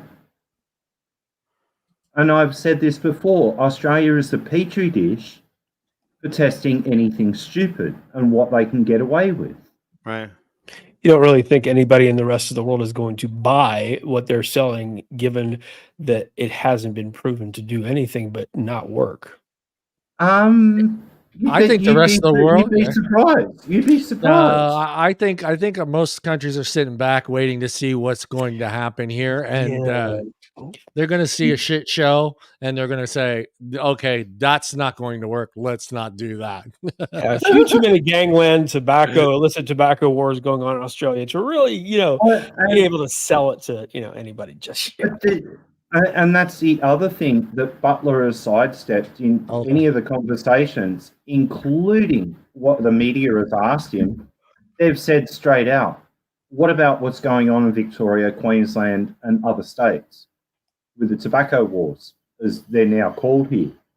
We've had, and correct me if I'm wrong, Pippa, in the last 12 to 18 months, I think we've had 30 shops burnt, right, so far. And another couple in the last 48 hours, 72 hours, there was another 2 shops in Victoria that were firebombed. Yeah. This isn't making much sense now. Yeah. Would his options be to go to New Zealand as well, wouldn't it? Or is that something? Look, 34 in Melbourne, there's your answer. 34 alone in Melbourne have been firebombed so far. Yep. New Zealand, I don't think he'd get the same reach as going to the UK was probably the smartest move. Well, because plus he's already a citizen, right? His wife is, but he can work there on a spousal visa for a period of time, but we're hoping that this fails because Sam is a good mate of mine. It's going to be a right royal shame to see him go because, I can't call him up and ask him a question. Yeah. That sucks for a start. But the other part is it's his whole humor behind it. When he's really cool, calm, and collected, you won't hear shit fuck anything else out of him. He is a very level-headed person. Peggy, why are they burning? There's a huge war here at the moment. It's a turf war between who's supplying the disposable vapes and who's supplying all the illegal tobacco to the retailers, and if they're not, you know, towing the line in that area, they'll just go and firebomb the shop.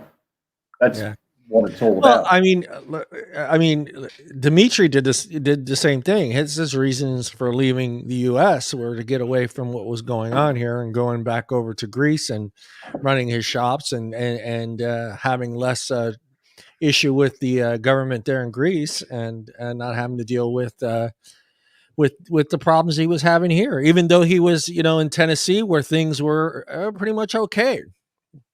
Yeah, exactly. But it's ever so hard that, you know, the mystery panel that we all know that is put together. There's 6 people on the panel. You've got Swanson, you've got Chapman, you've got Freeman, you've got Banks, and then the other two, the other 2 clowns. Forgive me, but I don't remember who they are. But we're in Australia. You have to be more specific, please. Oh, all right. Yeah, Mike Twelve, that's the other one. But there was also a professor from South Australia that's also in there. Wakefield. That's him. That's him. Oh, go away. Oh, jeez. No, Sam has to go and deal with that clown now. You know, Bacon. He's going to take care of Bogan. He's going to give be... Bogan an executive order. He's probably going to be working in the castle, whatever you want to call it, there, and as the official vape executive officer. I don't know, something like that. I don't know titles. I don't know British titles. I think Chuck has an open mind. I think he would, host Sam for a moment.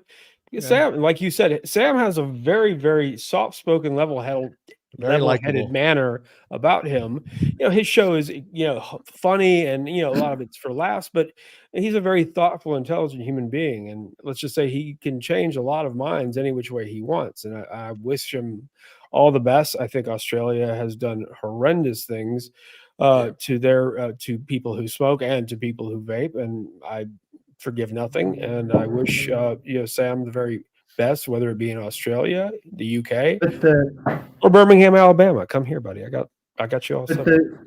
But the taxes here in Australia also what's killing a lot of the industry, right? Yeah. It's horrifying where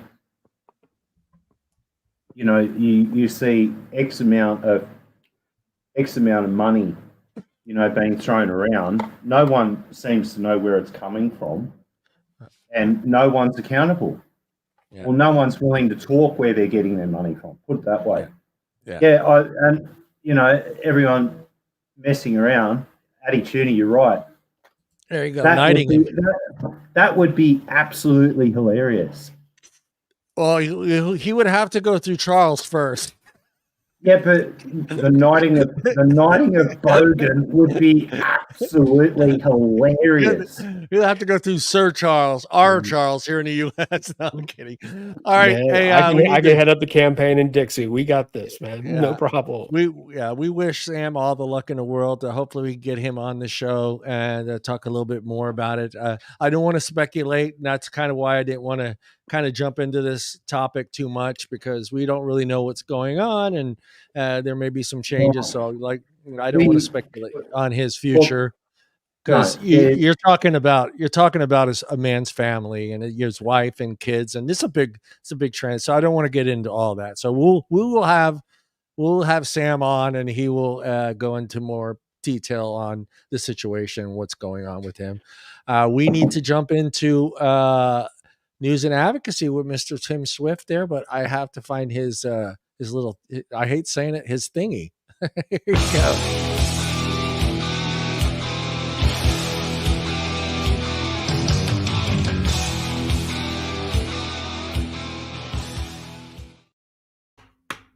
All right, I'm gonna tap my little notepad, but I just want to state for the record, for anybody out there who's holding on to the past, Sebastian Bach is never coming back to Skid Row. Yeah, Okay? You guys. hello, California. Oh yeah, you see the microphone, you see them. We're recording live tonight. Sebastian Bach is not coming back. Thank God. What, yeah, so I mean, well, you know, but there people hold on to the past. They're like, you know what? I bought the first record. I bought Slave to the Grind. Those were the days. Sebastian had the best voice in rock and roll, you know, and now they got this new kid singing What? for him. They need to bring Sebastian back. He's not coming back. The band doesn't want to work with him. He's a complete friggin' dolt and asshole, and that's that. He so is. Tell us how you truly feel, Tim. No, I just wanted to make the point, because there are people who love Sebastian and people who've actually met Sebastian. Yeah, there are people who just really think that the guy, you know, that they need to, you know, put down all the hatchets, you know, no more blood libels. They just need to come back together and do it one more time for the sake of, you know, the 80s. It's not happening. So you can still go see each band independently. There's no problem there. Anyway, all right, so let's talk about some news. You annoy me right now. What is that? It's a sound effect. What was that? I was like, is that Carol Ann in the TV? Like, you annoy me right now. You annoy me right now. Every breath you draw in my presence annoys me. Sounds like Keira Knightley. Okay. Yeah. What the fuck? All right. Okay. Enough of Keira Knightley, because I don't know, she's creeping me out right now. So let's talk about some news right now. All right. Bear with me. Because of my latency issues, I have shut down 90% of my tabs that I normally have open. So this is going to be a slow, laborious thing. We'll see how much we can get through before I get kicked off the internet again. Hold on one second. Well, hey, I can help you with hold on, Timmy. I can help you with the I think I can open the tabs up and then put them on the screen for you is what I'm saying. I know which ones you're going to do. All right, so I think good gravy. I went right from 100 to 200. All right, so let's talk about something that we all kind of can collectively agree, and that we've seen in studies before, and something that we know. And it's still parroted by government agencies and a lot of these medical experts that claim that, you know, if vaping is allowed to stick around, it's definitely a gateway to smoking. But there's been some additional studies and things to actually substantiate that fact and state that, yes, in fact, that is a myth. You can just look at the rates of decline when it comes to vaping and smoking in the youth sector. And it's proving itself not to be vaping is proving itself not to be a gateway to smoking. So I'm not going to read this top paragraph because it just repeats itself in the first paragraph of the article. But the article states e-cigarettes, not a gateway to smoking, helps reduce tobacco usage in population. Before I swallow and get that water going down the wrong pipe. A recent study conducted by the National Institute for Health and Care Research, the NIHR, suggests that e-cigarettes are not a gateway to smoking.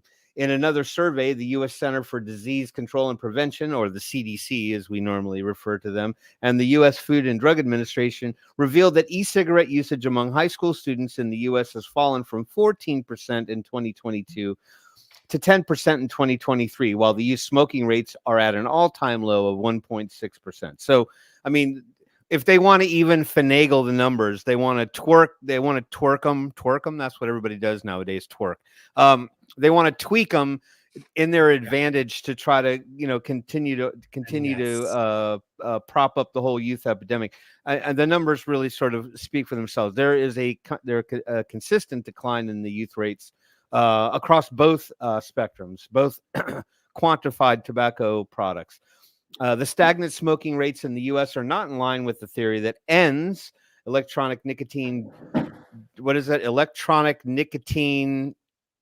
delivery system. Thank you very much. Are a gateway to cigarettes, but are helping flatten the trend. The NIHR study compared the time course of use and sales of electronic cigarettes with that of smoking rates and cigarette sales in countries with similar smoking trajectories but differing current e-cigarette regulations. The study also found some evidence that these products compete against cigarettes. Well, duh. They they don't compete in their favor, and so maybe speeding up the demise of smoking. Data from the UK and US was compared to Australia, where sales of nicotine-containing e-cigarettes are banned.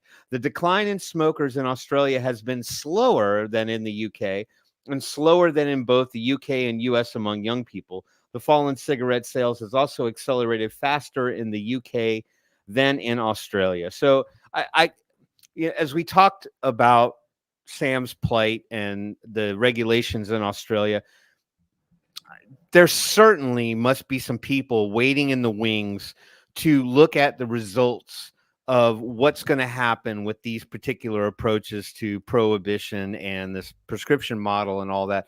I do think from a prescription model perspective, I think a lot of people are going to start to agree very quickly that it's not really working out in anyone's favor, not to mention the fact that most medical professionals won't even offer scripts in the first place.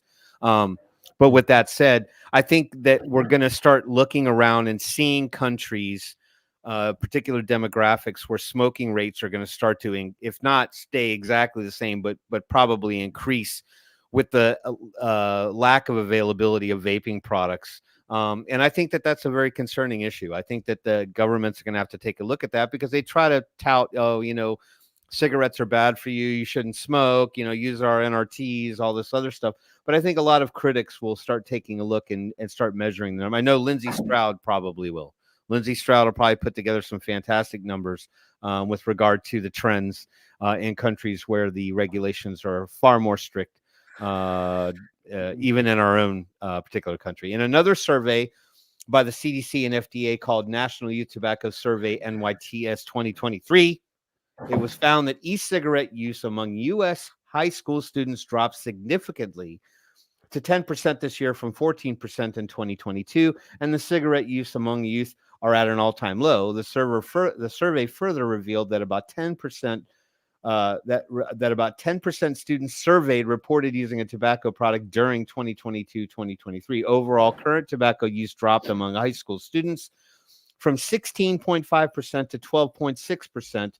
while about 580,000 fewer high schoolers reported currently using e-cigarettes. But, I feel like that's part of that is just that kids get tired of trends. They get tired of fads. They get tired of the thing that, pisses parents off or upsets their teacher. And so they have to one up that. They have to move on to the next thing, or worse, they start going down some other darker rabbit hole, and you got other problems, with opioids or fentanyl or any of these very dangerous drugs that are out on the street, right? The putting 10 joules inside a styrofoam cup and trying to get a buzz isn't as exciting anymore. So maybe they return back to whipped cream cans in the grocery store and whippets. Who knows? The styrofoam cup thing doesn't work. I can attest to that. And I'm glad that you were the pioneer on that one, Phil. tested by Phil. I'm feeling much better now. He had a styrofoam cup lab in his basement, and he was like the owl in the Tootsie Pop commercial. How many joules does it take to get to the bottom of a styrofoam cup? 1, 3, 2, 3. Yeah, exactly. Tongue roll and everything. You're a master. In the past, however, the World Health Organization, those wonderful chaps over at the World Health Organization, has claimed that e-cigarette users who never smoke cigarettes have a higher chance of starting the habit later in life. Why do they make these presumptions? What data are they pulling on? I mean, they're making a presumption on a future thing that could happen when they have nothing to state or substantiate whether or not that is an actual inevitability. They just make a prediction, and then unfortunately, that is the Bible, or that is the siren horn across the world. Like, oh shit, look out! This is exactly what's going to happen. A Q&A posted on WHO's website on 25th of May 2022 states that nicotine is highly addictive, and some evidence, which is probably that much, suggests that never smoker minors who use electronic nicotine delivery systems can double their chance of starting to smoke tobacco cigarettes later in life, which does not reflect in the findings of the NIHR study or NYTS 2023. So if you have any objective ability to critically think about anything in your life, you can see that the WHO basically sticks their foot right inside their mouth. Mm-hmm. There's all this contradictory data to state that their beliefs or their presumptions are patently false. Unfortunately, you know, I feel like that's the trend in the world anymore. I feel like, you know, while the governmental bodies rely on these other federal agencies to provide the information that they supposedly need to make policy decisions, I think the general public is at a point now where we don't believe these people anymore. We just simply can't put our money, we can't hedge our bets on the FDA. We can't hedge our bets on the CDC. We can't, I mean, good God, between COVID and EVALI, that should be enough to make you really kind of like raise an eyebrow and go, are we really getting the truth from these people? But I think that I think the public is now turning to other sources for information, documentation, whether or not it be, you know, entirely the truth. That's hard to say because people could say whatever they want on the internet. But I do think that people are starting to venture outside and sway away from these federally regulated agencies, as sort of like, you know, the prophecy holders, the ones that actually really Bible. that kind of know what they're talking about. Sharing his perspective, David T. Swayner, faculty of law, University of Ottawa, said these findings are important given the global burden of tobacco-related diseases and deaths. Research today supports the argument that e-cigarettes do not promote smoking. It is essential to make policies on accurate and empirical evidence. They must prioritize science-based policies to mitigate risks and have a realistic impact towards tobacco control. As seen across multiple countries, as seen across Sweden, New Zealand, and UK. Sorry, that was my Ric Flair woo.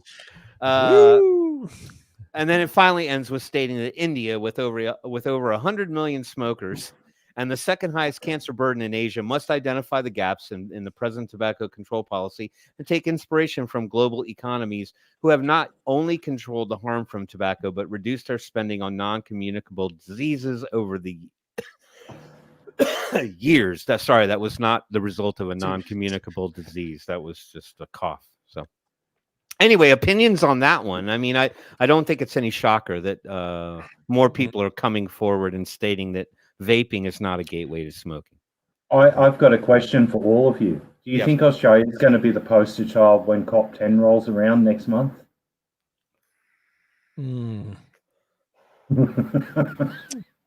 Let's just say I really don't think I want them to be the poster child for anything related to I hope that doesn't get propped up. You know, the only thing that I have a tremendous fear of with this sort of approach, this prohibitional approach to regulating of vaping and trying to go to these prescription models, is that there's going to be chaos that ensues around that, meaning from the vaping community, whether it be a swath of black market dealers that start to get turned out and caught, whether or not there's a lot of seizures at the ports with things trying to come in, the continuation of the fire bombings and the destruction of vape stores and businesses that are selling those products.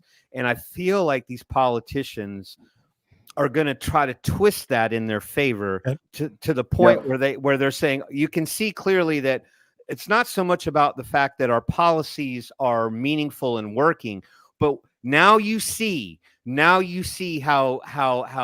much of an addictive habit this is, and the lengths that people will go to get these things, and effectively start painting a broader picture of like what you see on the news and these pictures of these alleyways in San Francisco and New York, where it looks like there's just dead bodies as far as the eye can see down a 3-block section of New York, when it's people just basically completely like zonked out on fentanyl and heroin and all this other stuff. And they're going to correlate the two. And they're going to say, you see, we did the right thing by shutting this stuff down, because you see how these people are behaving. Yet they'll use that as the, hey, look over here. Don't continue to look at the astronomical number of combustible tobacco deaths that are still occurring, because we pretty much just leave that shit right there on the shelf. Yeah. You know what scares me?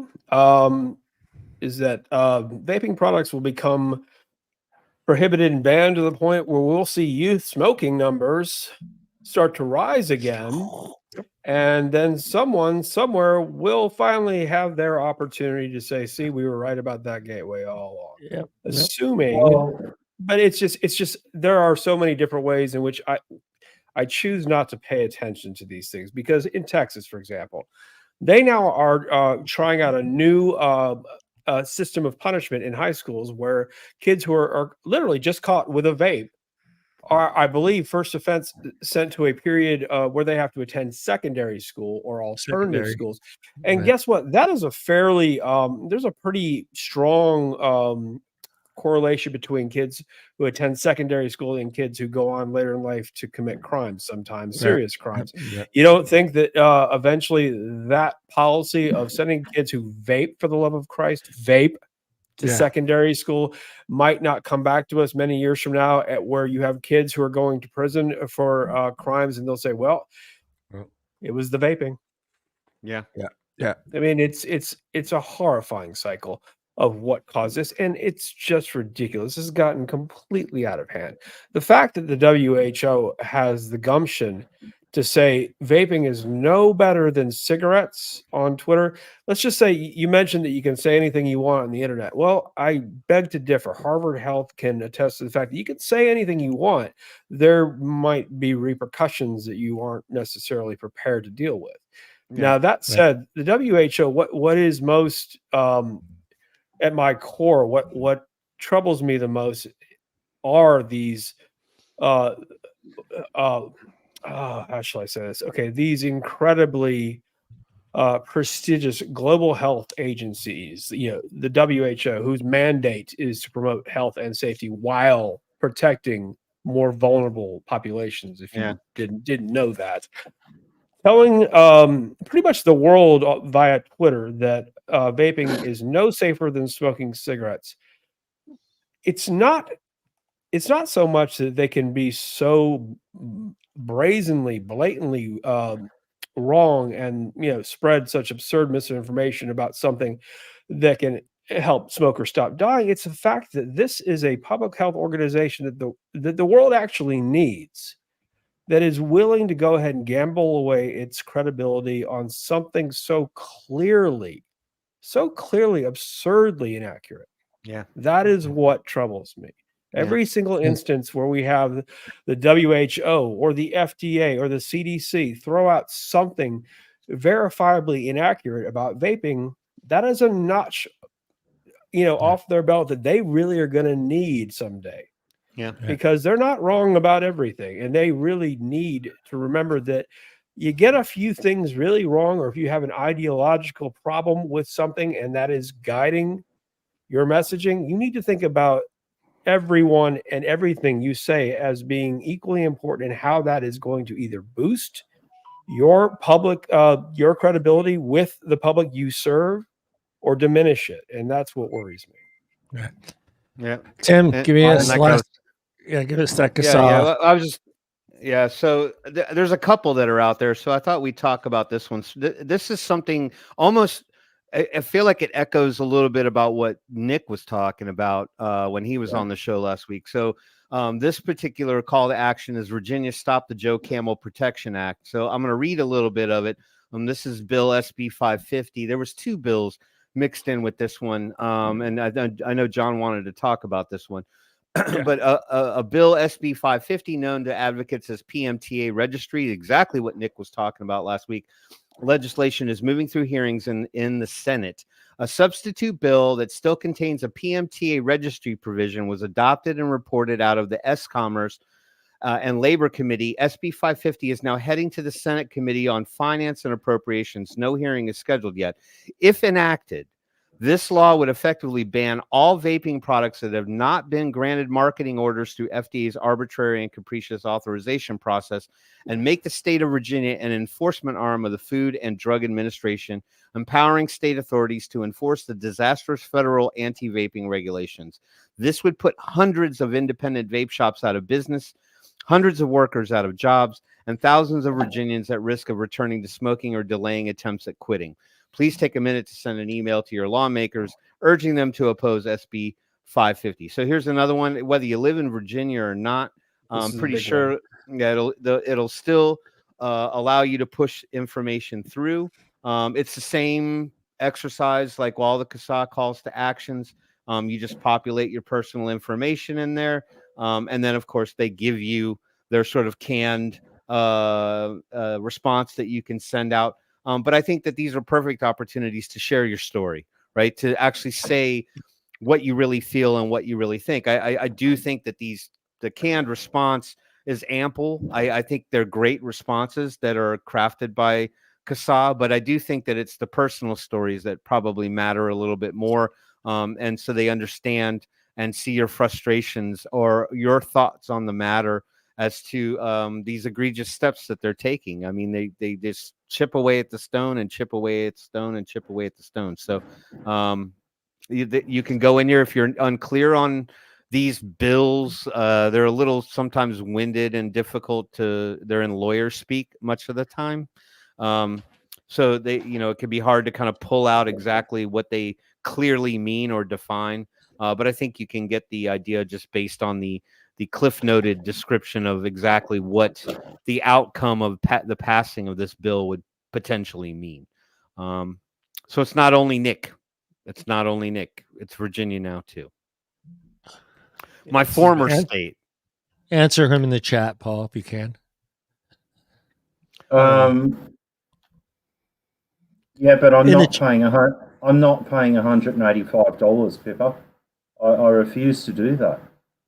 They gave me a prescription for the Nico vape, and I am not going to pay $185 fucking dollars. I'm sorry, 185 for what? A Nico vape and a few cartridges. You're saying the prescription, you get the prescription and the Nico vape product, and how many cartridges? No, you get 4 cartridges and the device for $185. And that's after you have to go see a GP and get a prescription. Yeah. That's but that's the average price, but it's all the way up. It depends on which state you're in. Some states are charging up to $250, $200 and whatever dollars for that stupidity. So that's roughly what, 130, 140 American, maybe? That's ridiculous. I mean, no, like 270 or 250 Australians, about 200 US. I'm just going to take a wild guess and say insurance prescription plans don't cover this, right? That's just preposterous. That was thrown out. You used to be able to do telehealth, which was like via a Zoom meeting, and you could talk to a doctor. That was removed from the scheduling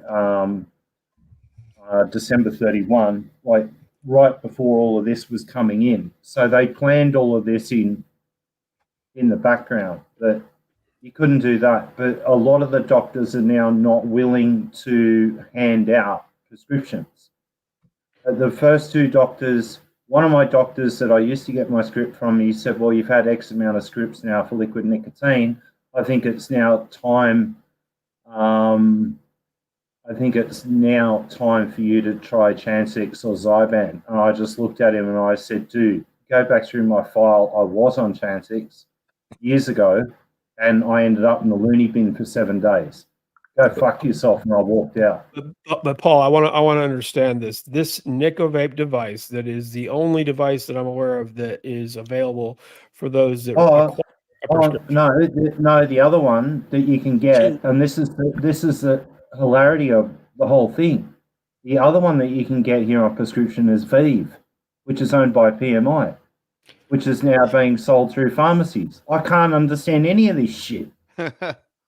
Okay, what I'm trying to figure out, so the cost for cartridges, the device, the ability to charge the device is $150, which is your equivalent of, Views Alto or Enjoy, with as many pods in the device. You were talking about a maximum of maybe $40-50 maximum. So it's $22.50 for two 1.5 mil pods, like replacement pods. If one of them leaks or stuffs up or somehow the coil's burnt, no one's doing returns or anything like that, or you try and get a hold of it. It's just mind-blowing. Gosh, they really want to perpetuate all of the truly absurd and dangerous consequences of all of this, like the tightening and the ridiculous ways in which they are trying to keep people who have already been vaping from continuing to vape, offering them inferior products for a usurious price. I've never tried a nickel vape, but I read that it's not exactly the greatest thing that. Hey, hold on, guys. We're almost out of time, and I want to get the last call action out before we run out of time. Yep. So this one is also, again, very similar to the previous one, Florida, Virginia. This is in Washington. This is Bill SB 6118, known to advocates as the PMT Registry. Legislation has been introduced and referred to the Senate Labor and Commerce Committee. No hearing is scheduled at this time, but we expect this bill to move quickly in a legislative session that ends on March 9th. If enacted, this law would effectively make the state of Washington an enforcement arm of the Food and Drug Administration. It's the same thing, but now on the West Coast, right? So up there in Washington. So all these are relevant, everyone. These are all important. We need to, continue to make our voices heard, in any case, whether or not you feel, hopeless a little, we all feel it at times, but don't quit, speak up. So this is, again, very similar to Florida and Virginia. Please take the time to these calls to action. These are very important. Yes, it takes all the discretion out of the hands of your state and gives it right to the FDA. So please do them. And I missed my cue when you guys were talking about the, what. So here you go. I didn't hit it. I was like, oh, and then I thought about it. I was like, oh, that's who they're talking about. And I actually have a gift for it. And I didn't use it. That's how, bad host. Tim, you feel old. I kind of feel old, but I feel good. Yeah. That commercial coming on TV. We're all, well, no, wait a minute. Paul, you're still under 50. Correct? What? You don't have to answer that, Paul. No. Paul. Yeah. Me, Tim, and Paul are over 50. You're under 50. Phillip, right? Yeah. No. But I think Phillip played with the same toys we did. I got a feeling. And his ferret. This is the greatest show ever. I'm the young one. You're the young one. Feel good. We will be back. Thank you, everybody, in chat. Always a pleasure seeing everybody in chat. Thank you, Tim, Phillip, and Paul for joining us. We have the Vapor Lawyer with us next week. So we have Mark Gunther. Yeah, Gregory's going to come join us next Friday. Wait, we got who you got? We got Friday. We have Mark Gunther as our guest. Mark's coming on. Greg's coming on the following week, so we'll have him kind of help us understand what's going on and what SMOK can actually do now at this point, because that's the problem. We can only answer the questions that are in front of us in the articles. We don't know exactly what their next card is. So I tried really hard, guys, to try to get some lawyer on the show today, just to kind of give us an idea of what's going to take place with SMOK and what they can do and can't do. But we'll have them on in 2 weeks. Thank you again, guys. We'll see everybody next week. Same time, same channel, same place. Say goodbye, boys. Bye, boys and girls. Goodbye, boys. Thank you, folks.